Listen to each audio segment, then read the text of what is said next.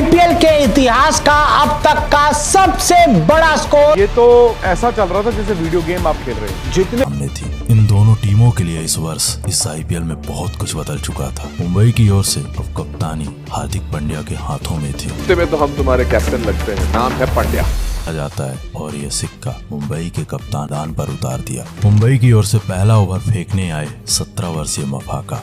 पारी के शुरुआती 2 ओवर मुंबई के लिए सब कुछ ठीक रहा, परंतु तीसरे ओवर से हेड ने युवा मफाका को रडार पर लिया और मफाका की इस ओवर में ट्रेविस हेड ने 22 रन पीटकर मफाका को सड़ी मुर्गी की तली भुर्जी बना दिया। साफ नजर आ रहा था इसी दबाव के चलते मयंक ने अगले ओवर में कप्तान हार्दिक पांड्या पर प्रहार करने का कमेंट में बताइए इन दोनों में से आपको कौन सा अच्छा लगता है।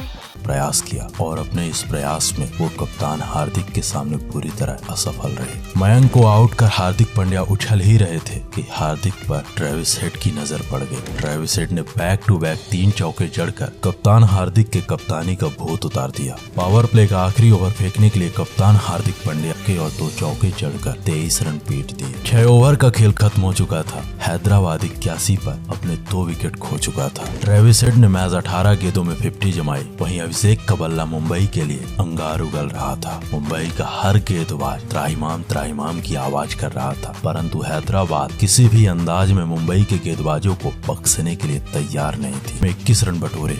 कप्तान हार्दिक पांड्या का हर दाव हर पेच अब हैदराबाद के बल्लेबाजों के सामने फेल नजर आ रहा था। हैदराबाद को एक बड़ा विस्फोटक झटका दिया। 10 ओवर का खेल खत्म होते होते एसआरएच 148 के पार पहुंच चुकी थी। अभिषेक से महाविस्फोटक बल्लेबाज, उनकी निगाहों में यहाँ से स्कोर था 250 के पार। 17वां ओवर एक बार फिर से अफ्रीकन सनसनी मफाका के हाथों में था। मफाका के इस ओवर में हेनरी क्लासन और माकरम ने हैदराबाद के लिए 40 रन बटोर दिए। 20 ओवर का खेल खत्म होते होते एसआरएच 277 के पार पहुंच चुकी थी। ये रहा एसआरएच के बल्लेबाजों का स्कोर कार्ड।